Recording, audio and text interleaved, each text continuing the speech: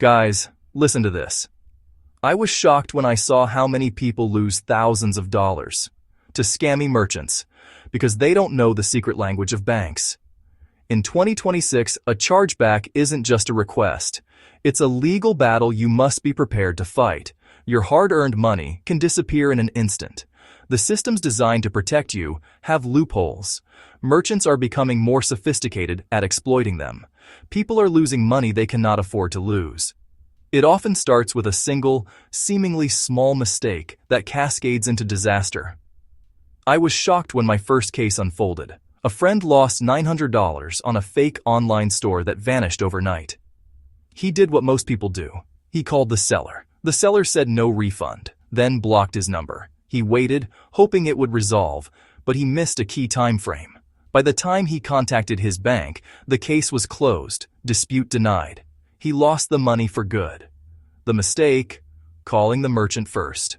In 2026, the Fair Credit Billing Act is your only true shield. You must use it before the 60-day clock runs out. Most people do the wrong thing first. They try to be kind and reasonable. They call the seller and politely ask to fix the problem. That can be okay sometimes, but it's a gamble. If the seller fights you or simply ignores your request, you're wasting precious time. You must act fast with your card issuer. The FCBA, rules from the Consumer Financial Protection Bureau, the CFPB. These give you powerful rights. Use them before the window closes. Banks then have little legal obligation to help. The law is clear on deadlines. The 60-day rule is the critical element. Under the FCBA, you have 60 days from when your bill was mailed or made available to you to dispute a charge in writing. That is the most important deadline. Miss it, and your chances of winning fall dramatically. Consumer Financial Protection Bureau, Federal Trade Commission at ftc.gov have guides saying the same thing. I recommend you read them. Know them. They are your best defense. Therefore, your first action should be to initiate the formal dispute with your credit card issuer. You can still communicate with the merchant, but do not let that communication delay your formal, written dispute. Your priority: get your dispute on the record with the bank within the 60-day period. This legally compels the bank to open an investigation and follow federal procedures. It shifts the power back in your favor and puts the burden of proof on the merchant. It is a critical first step. I recommend a two-track approach. Send a polite email to the merchant requesting a refund. On the very same day, submit your formal dispute to the bank. If the merchant is honest and provides a quick refund, close the dispute with your bank. If the merchant stalls, disappears, refuses, your legal case is already in motion. You have not lost any time. Your rights under the FCBA are fully protected. This is not about being aggressive. It is about being smart. Here is the simple step-by-step plan I use to win disputes. I call it the Bulletproof Evidence Folder. It is a digital folder that contains 3 distinct parts. If you follow these steps meticulously, you provide the bank with an undeniable case that is difficult for them to reject. Do them all, every single time. The goal is to make it easier for the bank to side with you than with the merchant. This structured approach removes emotion and focuses purely on presenting irrefutable facts. Step 1. Stop and record. The moment you suspect a problem, your first job is to preserve the evidence. Do not agree to any resolution from the merchant that requires you to delete your proof, such as a negative review or a social media post. Do not let them handle it and then vanish into thin air. Immediately take screenshots of everything: the product page, your order confirmation, all emails, any chat threads with the seller. Take clear photographs of your paper receipts and bank statements showing the charge. Then, open a document and write a short, concise timeline of events, noting dates, times, and key interactions. Step 2. Gather strong, specific evidence. The type of evidence you need depends on the nature of your dispute. If the item never arrived, save the tracking information showing it was never delivered, or a formal no-delivery confirmation from the shipping carrier. If the product was wrong, take clear, dated photographs showing the problem. If the product was defective, take clear, dated photographs showing the defect. If the product was significantly not as described, place the item next to the packing slip or the original order description. If the seller misled you with false advertising, save a PDF of the ad or webpage that made the broken promise. For fraudulent charges, a copy of a police report can be powerful proof. Organize these files with clear descriptive names, like Order 2026-0310, Receipt.pdf, or Defective Item, Photo 2026-0320, ping. Step 3. Write the short demand letter. Your communication with the bank should be short, formal, and clear. Avoid long, emotional stories. Use simple, direct sentences. Start with the most important line. I am writing to dispute this charge under my rights granted by the Fair Credit Billing Act. Then, state the exact charge amount and the date of the transaction. Explain precisely why you are disputing it, using short, factual phrases like, product never delivered. Item arrived defective. This was an unauthorized charge. Finally, list the evidence you have collected and attached. End your letter with a clear request. I ask you to investigate this matter and reverse the charge. It is crucial to understand the bank's underlying business model. Banks are not impartial judges. Credit card issuers are not impartial judges. They have a vested financial interest in maintaining good relationships with merchants. Merchants pay a percentage of every credit card transaction. These are called interchange fees. This is a massive source of revenue for the banks. When you file a chargeback, it creates an administrative cost for the bank. Chargebacks can strain the bank's relationship with the merchant. Merchants may face penalties or even lose their ability to accept credit cards. Because of this dynamic, banks are incentivized to close disputes quickly and cheaply. Your individual dispute is a small operational cost to them. Their real product is payment processing for millions of merchants. Therefore, banks often lean toward keeping merchant partners happy. Understanding this gives you power. You must approach the dispute not as a customer asking for a favor, but as an individual exercising a legal right with overwhelming proof. Your goal is to make it impossible for them to justify siding with the seller. A key choice in 2026 is the type of card issuer you use. Apple Card has a highly automated dispute system. You can file a dispute in seconds through the Wallet app. This can be incredibly fast and convenient for simple cases, like a duplicate charge. However, this automation can be a weakness. If your case is complex and requires nuance, a machine algorithm might misinterpret your evidence or default to a denial. The system is built for speed, not for deep analysis. American Express Platinum often uses a human-led review. A real person reads files and examines photos. I have seen cases where a human reviewer can see the obvious deception in a merchant's response that an automated system would miss. That human element matters. I recommend starting with an automated system only if your case is straightforward.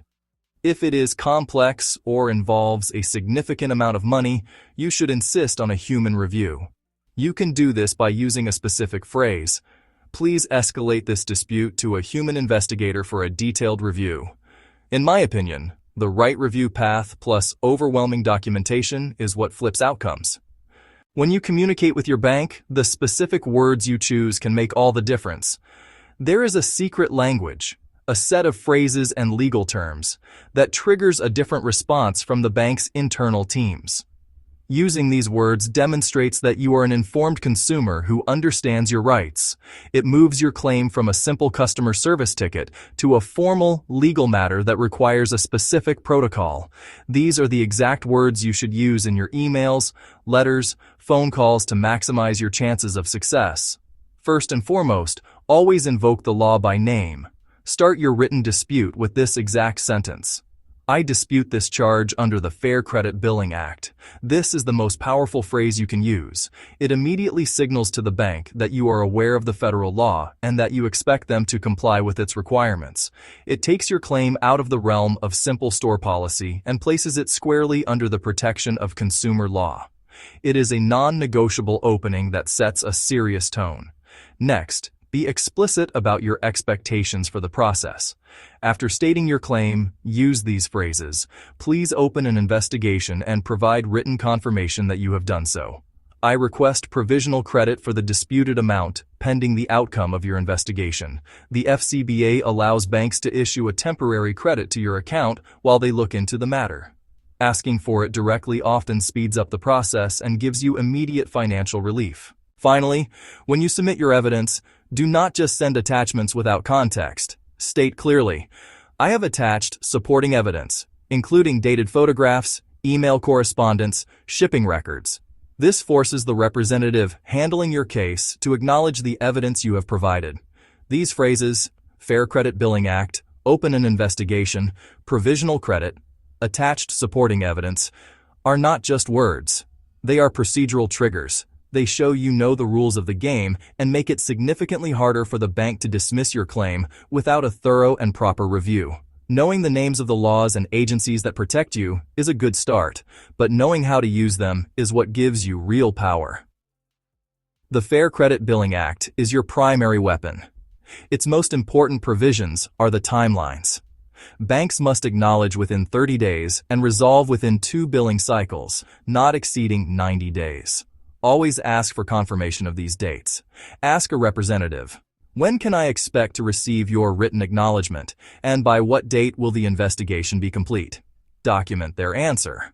The Consumer Financial Protection Bureau, or CFPB, acts as a powerful referee.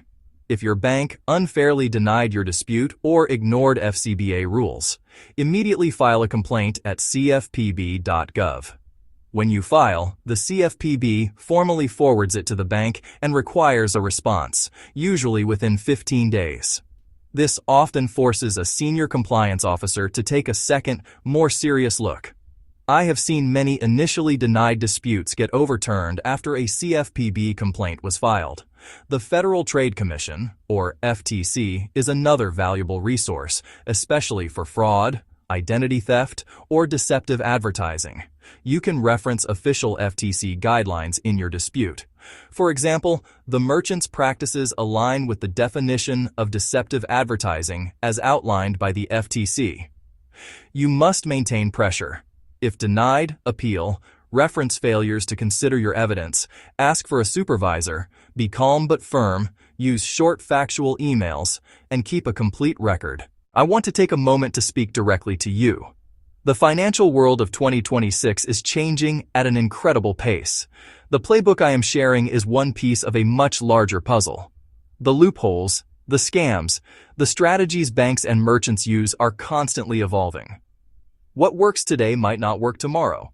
Staying ahead requires constant vigilance and current information. A midpoint note: we share elite money hacks every single Thursday on CardVantage. These tips can save you thousands of dollars and give you a significant advantage managing your finances. If you do not subscribe, you risk losing hard-earned cash to the next banking loophole or a sophisticated merchant scam. The financial landscape is too complex to navigate alone. I urge you to hit the subscribe button right now so you do not lose your financial edge. It's a small action that can provide immense protection. Consider the cost of a single lost dispute. It could be hundreds or even thousands of dollars. That is money you worked for, money you could have used for your family, your savings, or your future. For the price of a free subscription, you gain access to a community and a stream of knowledge dedicated to keeping you safe. We break down complex topics, expose hidden fees, and give step-by-step guides to protect what is yours. This is not just about winning one chargeback. It's about building a financial fortress around your life. This content is for educational purposes only. It is not financial advice. Make decisions based on your own situation and research. To conclude, let's bring it all together into a clear action plan. The cost of a single lost dispute can easily be more than a year's worth of credit card annual fees. That is not a small amount of money. That is your money, earned through your hard work. You should not have to lose it because of a deceptive merchant or a lazy bank. The power to protect it is in your hands, but it requires you to be prepared before a problem even occurs. You must have a system in place. The most important action you can take is to internalize the core lesson. Act fast, and always lead with the FCBA. Do not waste critical time negotiating with a seller who's already proven untrustworthy. Your first move: build your Bulletproof evidence folder. Then submit a formal written dispute to your bank. Use the 3 steps every single time. Stop, and record. Gather strong evidence. Write the short demand letter. This disciplined approach separates successful disputes from denied ones. People win these cases when they prepare with this detail.